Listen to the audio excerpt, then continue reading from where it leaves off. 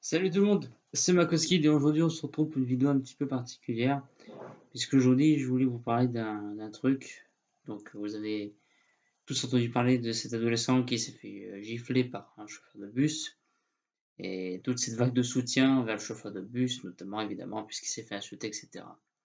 J'aimerais qu'on parle d'un truc dont je n'étais pas parlé jusqu'à maintenant et ça fait un petit peu écho à la vidéo que je vous ai présentée la dernière fois. La vidéo sur ce papy irlandais qui repousse 3 jeunes de lui-même. En fait, ce dont je vais vous parler purement et simplement, c'est ce qu'on appelle la self-défense. En France, il existe un article qui stipule clairement qu'une personne en état de légitime défense n'est pas pénalement responsable, notamment si d'aventure la personne qui agresse, donc l'arroseur arrosé, si jamais il venait y avoir mort d'homme. Alors, c'est l'article 122-5 du code pénal, donc vous pouvez les consulter. Alors, pour la légitime défense, très vite, pour que la justice la reconnaisse telle qu'elle, il faut qu'elle soit proportionnée, qu'elle soit immédiate et surtout qu'il y ait un danger imminent, un réel danger. Prenons un exemple tout con, enfin tout con, entre guillemets bien sûr. Dans la rue, une femme retourne à sa voiture. Elle a fait son shopping ou elle est allée chercher son enfant à l'école, enfin peu importe. Imaginez n'importe quelle scène que vous sautez. Elle retourne à sa voiture. Là, devant elle, il y a un mec qui se pointe. Par exemple, on va dire que le mec est armé d'une matraque télescopique. Et elle a que ses mains. Jusque-là, il n'y a pas de disproportion du côté de la femme. Quand on parle de proportionné, c'est-à-dire que la personne qui se défend ne doit pas utiliser d'armes d'une catégorie supérieure à celle utilisée par l'agresseur. Vous vous rendrez bien compte qu'entre une matraque télescopique et une main nue, il y a une bonne différence. Alors que si j'étais armé d'un gun et que je le pointais face au type armé d'une matraque, vous doutez déjà de qui ce serait barré en premier. Et bien là, dans ce cas-là, c'est pas une légitime défense, c'est une agression. C'est reconnu comme une agression. Alors que si, à l'inverse, la femme se défend simplement avec ses mains nues ou avec une arme de type défensive, genre bombe lacrymogène, etc., là, la légitime défense peut être reconnue. Ensuite, donc, déjà la proportion des armes, c'est réglé. Maintenant, il faut qu'il y ait un danger réel. Un danger réel, c'est-à-dire pour elle-même, pour son bien, la voiture, ou même pour une autre personne, ses enfants, on l'a dit tout à l'heure. Donc s'il y a danger réel et imminent, je pense que le mot vous le connaissez, ça veut dire que le danger est proche, enfin bref, je ne vais pas non plus m'attarder sur ce mot-là. Donc déjà, on a regroupé euh, les trois éléments nécessaires pour que la légitime défense soit potentiellement reconnue par un juge. Il y a la proportion des armes, donc l'attaque proportionnelle, la défense proportionnelle à l'attaque, je vais y arriver, le danger réel, le danger imminent. Si déjà ces trois éléments sont réunis et que le juge en a pris connaissance et que pour lui, il rentre clairement dans les cadres prévus par la loi, la légitime défense peut être reconnue. Maintenant, je pense qu'une baffe face à des insultes verbales, c'est disproportionné. Je ne donne pas raison aux jeunes. Quand on ne rentre pas dans une polémique, je ne donne ni raison aux chauffeurs et encore moins aux jeunes. Que les choses soient claires. Je dis simplement que pour ce qui est de la légitime défense, ou du moins pour être défendu comme ça, il aurait fallu que le jeune, pour que ça soit moins polémique, il aurait fallu que le chauffeur réponde par une gifle, alors que le mec lui mette une droite, ou essaie de lui en mettre une. Parce que quand même, un jeune qui insulte et un chauffeur qui frappe, pour moi, il n'y a pas de proportion là. Il n'y a pas du tout de proportion.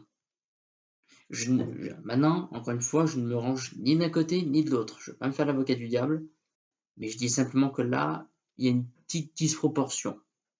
Je crois que là, une insulte verbale, bon, c'est violent, mais une attaque physique, genre vraiment une baffe, limite s'il avait utilisé le poing, ça aurait été pire.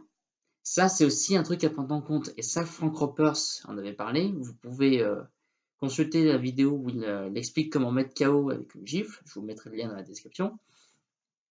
Il explique clairement qu'il y a une grosse différence entre la main vide et le poing fermé. Et ça, c'est un truc à bien noter. Et puis, c'est aussi quelque chose qu'on peut remarquer.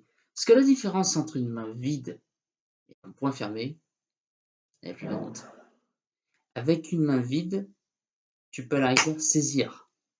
Alors après, tu peux pas non plus saisir à la gorge, c'est pas la légitime défense, c'est une agression, c'est une agression volontaire. Mais par exemple, si le mec t'amène un couteau, tu peux saisir la main. Si vraiment t'es assez rapide, limite, pas non plus Bruce Lee, si tu as le temps d'intercepter la main armée avant qu'elle frappe, dans ce cas-là, une main vide, ça sert. Avec un poing, je vois pas ce que tu peux faire de grand, si ce n'est cogner sur la gueule du mec. Franchement, je connais très peu de mecs qui arrivent à saisir quelque chose avec le poing fermé. Ou alors ils sont vraiment doués. Donc tout ça pour vous dire, dans la société d'aujourd'hui, on ne valorise pas la self-défense. Et ça, personnellement, pour avoir pratiqué les arts martiaux et pour limite ne jurer que par la légitime défense, je trouve ça aberrant. C'est aberrant qu'on ne valorise pas la self-défense. C'est vraiment dommage. Parce que dans certains cas, ça pourrait servir. Et je parle notamment pour ce qui est des gérants de des buralistes ou des gérants de supérettes. Là, je crois que ça ne peut être qu'évident. Là. Parce qu'il y en a certains qui, face au manque de connaissances en cette défense, prennent la première arme qui leur passe sous les yeux. Sauf que le souci, c'est qu'ils ne rentrent pas dans la légitime défense. Ils deviennent agresseurs eux-mêmes. Ils deviennent celui qui les attaque. C'est pas un peu dommage, ça? Alors que si, au contraire, le gouvernement, ou du moins certaines personnes réussissent à garder de l'argent de côté pour apprendre à se défendre, ou alors justement, s'il y a des personnes qui ont prévu de faire un métier où ils sont en contact avec des gens, où ils sont susceptibles, où ils sont plus propices à des attaques physiques, voire limite des attaques armées, si déjà ces gens-là qui travaillent dans ces milieux-là ont une première expérience en self-défense, je ne dis pas que la criminalité baissera drastiquement, mais je crois qu'on évitera 2-3 noms ajoutés dans les cimetières, tant d'un côté que de l'autre. Tout ça pour vous dire, purement et simplement, pour moi la self-défense, c'est accepté. Maintenant, il faut qu'elle soit proportionnelle, il faut qu'elle soit comme la loi le dit.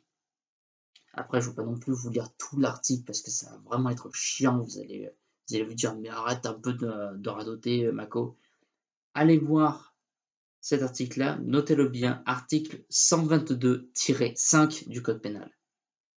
Et là, vous aurez tous les détails pour ce qui est de la légitime défense reconnue en France.